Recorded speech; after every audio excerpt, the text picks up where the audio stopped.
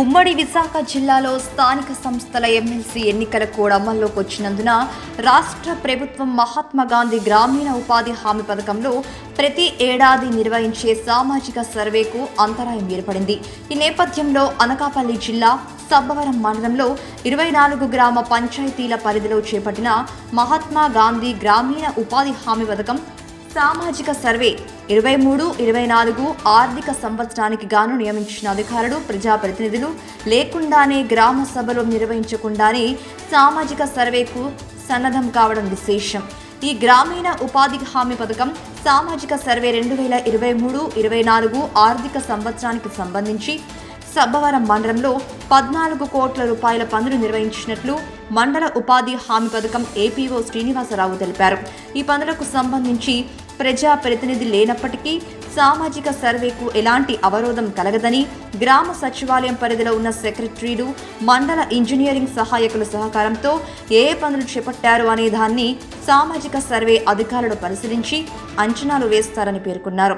ఈ విషయంపై ఈఓపీఆర్డీకే మహేష్ మాట్లాడుతూ, మండలంలో ఎన్నికల కోడ్ అమల్లో ఉన్నందున గ్రామ సభలు నిర్వహించలేకపోయామని, అయినప్పటికీ గ్రామ సచివాలయ అధికారుల సహకారంతో వర్క్ క్షుణ్ణంగా పరిశీలించి పారదర్శకంగా సామాజిక సర్వే నిర్వహించాలని సర్వే అధికారులకు విజ్ఞప్తి చేశారు.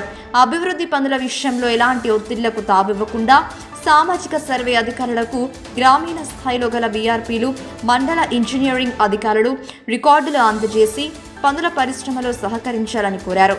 ఈ సమావేశంలో Sabbavaram MPDO yes Rammohan Rao, state ఎస్ఆర్పీడీ Rajender, 9 మంది జిల్లా రిసోర్స్ పర్సన్లు, మండల పరిషత్ పరిపాలనాధికారి షేక్ బాబురావు, ఇంజనీరింగ్ అధికారులు మల్లు నాయుడు, పిఆర్ అర్జున అప్పారావు, అత్యధిక సంఖ్యలో సచివాలయ కార్యదర్శులు, ఇతర ఉద్యోగులు పాల్గొన్నారు.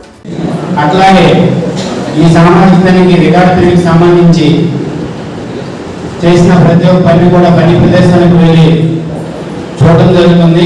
వివరణకి కొలతలు కూడా చేయడం జరుగుతుంది. ఈ చేసే క్రమంలో ప్రతి పనికి సంబంధించిన ఏ డిపార్ట్మెంట్ అయితే ఆ డిపార్ట్మెంట్ వారికి సంబంధించిన పనులు, DRP bill, note camp photos ప్రతి ఒక్క దానికి కూడా వెరిఫికేషన్ చేసినప్పుడు తీసుకోవాలి.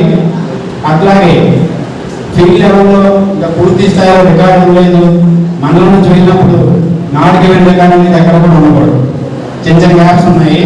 మోస్ట్ ఫారెస్ట్ పూర్తిగా లేదు, పిఆర్ కూడా పనిచేసి వచ్చేసి అవి కూడా మనకి రికార్డు ఎప్పుడైందని రాకూడదు.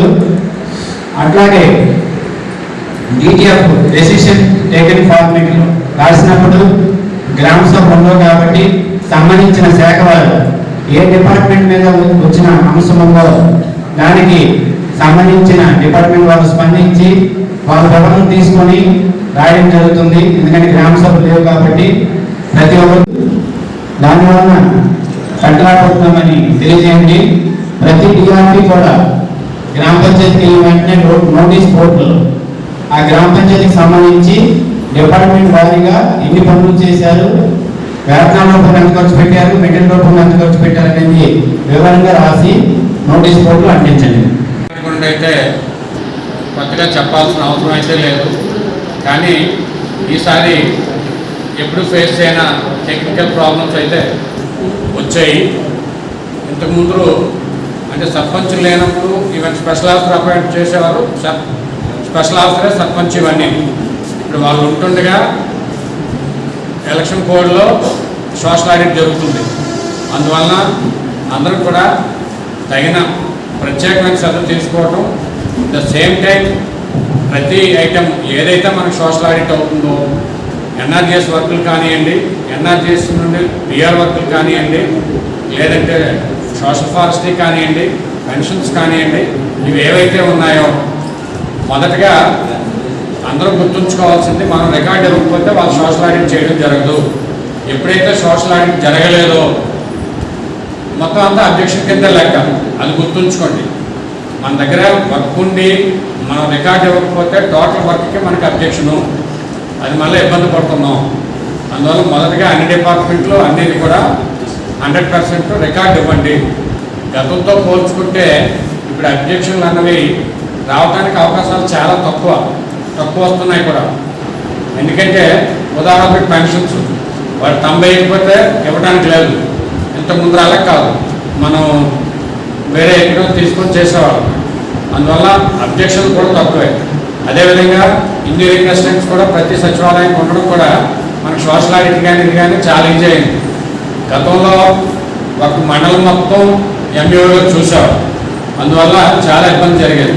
ఇప్పుడు అలా కాదు, ప్రతి సచివాలయం కూడా ప్రతి ఇంజనీరింగ్ అసిస్టెంట్ ఉంటుంది కూడా మనం అబ్జెక్షన్ వచ్చింది అంటే అక్కడ వర్క్ లేకపోవడం కాదు, మనం వాళ్ళకి సరైన రికార్డు ఇవ్వకపోవడం, వాళ్ళ డౌట్ క్లారిఫై చేయకపోతే అది అబ్జెక్షన్ కింద వస్తుంది.